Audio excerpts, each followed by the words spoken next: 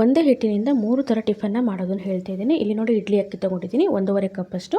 ನಂತರ ಇದನ್ನು ಒಂದು ಬೌಲಿಗೆ ಹಾಕಿಬಿಟ್ಟು ನಂತರ ಅದೇ ಕಪ್ಪಲ್ಲಿ ಅರ್ಧ ಕಪ್ಪಷ್ಟು ಉದ್ದಿನಬೇಳೆ, ಅದೇ ಕಪ್ಪಲ್ಲಿ ಅರ್ಧ ಕಪ್ಪಷ್ಟು ಅವಲಕ್ಕಿನ ತೊಗೊಂಡಿದ್ದೀನಿ. ಅವಲಕ್ಕಿನ ನಾವು ರುಬ್ಬೋ ಒಂದು ಕಾಲು ಗಂಟೆ ಮುಂಚೆ ನಾವು ನೆನೆಸಿದ್ರೆ ಸಾಕಾಗುತ್ತೆ. ನಂತರ ಅಕ್ಕಿ ಮತ್ತು ಉದ್ದಿನಬೇಳೆನ ಇಲ್ಲಿ 6 ಗಂಟೆಗಳ ಕಾಲ ಚೆನ್ನಾಗಿ ನೆಂದಿದೆ. ನಂತರ ಇದನ್ನು ಒಂದು ಮಿಕ್ಸರ್ ಗ್ರೈಂಡಿಗೆ ಅಥವಾ ಗ್ರೈಂಡರಿಗೆ ಹಾಕಿ ರುಬ್ಕೊಳ್ತೀನಿ. ನೋಡಿ ಇಲ್ಲಿ ನಾನು ಒಂದು ಗ್ರೈಂಡರಿಗೆ ಹಾಕಿದೆ, ಬಟ್ ಗ್ರೈಂಡರ್ ಮಧ್ಯದಲ್ಲಿ ನಿಂತೋದು. ನಂತರದಲ್ಲಿ ಇದನ್ನು ಮಿಕ್ಸರ್ ಜಾರಿಗೆ ಹಾಕಿಬಿಟ್ಟು ಒಂದು 2 ಬ್ಯಾಚಲ್ಲಿ ಚೆನ್ನಾಗಿ ರುಬ್ಕೊಂಡಿದ್ದೀನಿ. ನಂತರ ಈಗ ಸಪ್ರೇಟಾಗಿ ಅಕ್ಕಿನ ರುಬ್ಕೊಳ್ತಾ ಇದ್ದೀನಿ. ಅಕ್ಕಿ ಕೂಡ ಚೆನ್ನಾಗಿ ನೆಂದಿದೆ. ಇದು ಇಡ್ಲಿ ಅಕ್ಕಿ ಆಗಿರೋದ್ರಿಂದ ತುಂಬಾ ಚೆನ್ನಾಗಿ ಬರುತ್ತೆ. ಒಮ್ಮೆ ಟ್ರೈ ಮಾಡಿ ನೋಡಿ. ನಂತರ ಎಲ್ಲ ರುಬ್ಬಾದ್ಮೇಲೆ ಈ ರೀತಿ ಚೆನ್ನಾಗಿ ಮಿಕ್ಸ್ ಮಾಡಿಬಿಟ್ಟು ಓವರ್ ನೈಟ್ ಇದನ್ನು ನಾನು ಬಿಡ್ತಾ ಇದ್ದೀನಿ.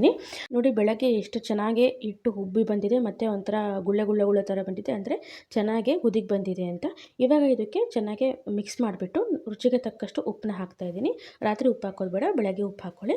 ನೋಡಿ ಉಪ್ಪು ಹಾಕಿದ್ಮೇಲೆ ಮತ್ತೆ ಚೆನ್ನಾಗಿ ಇದನ್ನು ಮಿಕ್ಸ್ ಮಾಡ್ಕೊಂಡ್ಬಿಟ್ಟು ನಾನು ಸ್ಟಾರ್ಟಿಂಗ್ ನಿಮಗೆ ಇಲ್ಲಿ ಇಡ್ಲಿ ಹಾಕಿ ತೋರಿಸ್ತೀನಿ. ಇಡ್ಲಿ ಪ್ಲೇಟ್ನ ಚೆನ್ನಾಗಿ ತೊಳೆದ್ಬಿಟ್ಟು ಅದಕ್ಕೆ ಎಣ್ಣೆಯನ್ನು ಸವರಬೇಕು ಅಂತಿಲ್ಲ, ಜಸ್ಟ್ ಇಡ್ಲಿ ಹಿಟ್ಟನ್ನು ಹಾಕಿಬಿಟ್ಟು ಈ ರೀತಿ ಒಂದು 15 ನಿಮಿಷ ಇದನ್ನು ಬೇಯಿಸಿದರೆ ನೋಡಿ ಇಡ್ಲಿ ರೆಡಿ ಆಯಿತು. ಇದೇ ರೀತಿ ಪಡ್ಡು ಮತ್ತು ದೋಸೆ ಮಾಡೋದು ಕೂಡ ಹೇಳ್ತೀನಿ ನಿಮಗೆ. ನೋಡಿ ಪಡ್ಡು ಹಂಚಿಗೆ ಮತ್ತು ದೋಸೆ ಹಂಚಿಗೆ ಸ್ವಲ್ಪ ಎಣ್ಣೆನ ಹಾಕಿಬಿಟ್ಟು ಹಚ್ಚಿದ್ದೀನಿ. ಈ ರೀತಿ ಸ್ವಲ್ಪ ಸ್ಪ್ರೆಡ್ ಮಾಡಿಬಿಟ್ಟು ನಂತರ ಹಿಟ್ಟನ್ನು ಹಾಕ್ತಾಯಿದ್ದೀನಿ. ತುಂಬಾ ಬೇಗ ಆಗುತ್ತೆ ಮತ್ತು ಇಷ್ಟು ಚೆನ್ನಾಗಿ ಉಬ್ಬರುತ್ತೆ ಗೊತ್ತಾ. ಒಮ್ಮೆ ಟ್ರೈ ಮಾಡಿ, ಯಾಕಂದರೆ ಮಕ್ಕಳು ಇವಾಗ ಬೇರೆ ಬೇರೆ ತಿಂಡಿಗಳನ್ನು ಕೇಳ್ತಾರೆ. ಅಂದರೆ ನಾವು ಏನಾದ್ರು ಇಡ್ಲಿ ಮಾಡಬೇಕು ಅಂದ್ಕೊಂಡ್ರೆ ನಾಳೆ ಇದನ್ನು ಇಡ್ಲಿ ಬೇಡ ದೋಸೆ ಮಾಡು ಅಂತಾರೆ.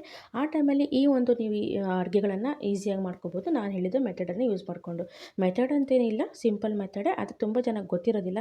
ಅಂದರೆ ಇಡ್ಲಿ ಅಕ್ಕಿಲಿ ದೋಸೆ ಮಾಡಿದ್ರೆ ಚೆನ್ನಾಗಿ ಬರಲ್ಲ ಆಗಿಲ್ಲ ಅಂದ್ಕೋತಾರೆ.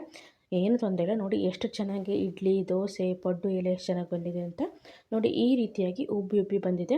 ಮತ್ತು ಇಡ್ಲಿ ಕೂಡ ಎಷ್ಟು ಸಾಫ್ಟಾಗಿ ಬಂದಿದೆ ಅಂದರೆ ನಾನು ಇದಕ್ಕೆ ಇಡ್ಲಿ ಸಾಂಬಾರು ಕೂಡ ಮಾಡಿದ್ದೆ, ಚಟ್ನಿ ಕೂಡ ಮಾಡಿದ್ದೆ. ಜಸ್ಟ್ ನಾನು ನಿಮಗೆ ಈ ರೀತಿ ತೋರಿಸ್ತಾ ಇದ್ದೀನಿ. ನೋಡಿ ಸಿಂಪಲ್ಲಾಗಿರುವ ಒಂದು ರೆಸಿಪಿಗಳನ್ನು ನೀವು ಕೂಡ ಮಾಡ್ಕೋಬೋದು. ನೋಡಿ ಎಷ್ಟು ಚೆನ್ನಾಗಿ ಇಲ್ಲಿ ಪಡ್ಡು ಕೂಡ ಎದ್ದು ಬರುತ್ತೆ, ಇಡ್ಲಿ ಕೂಡ ಹೌದು, ದೋಸೆ ಕೂಡ ಹೌದು.